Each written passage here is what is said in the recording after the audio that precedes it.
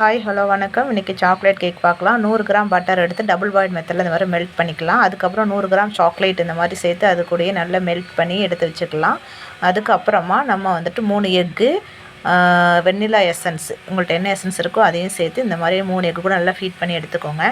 Feet பண்ணி எடுத்துகிட்டு 1 ஸ்பிஞ்சு salt add பண்ணிக்கலாம். முக்கால் பாகம் நம்ம எந்த அளவு கப்பில் எடுக்கிறோமோ அதுக்கு முக்கால் பாகம் வந்துட்டு நல்லா வந்து சுகர் எடுத்துக்கலாம். அரைச்சி வச்ச சுகரு, சாக்லேட் நம்ம எசன்ஸ் மிக்ஸ் பண்ணி வச்சோம்ல அதையும் சேர்த்து இது கூட நல்லா வந்து மிக்ஸ் பண்ணி எடுத்துக்கலாம்.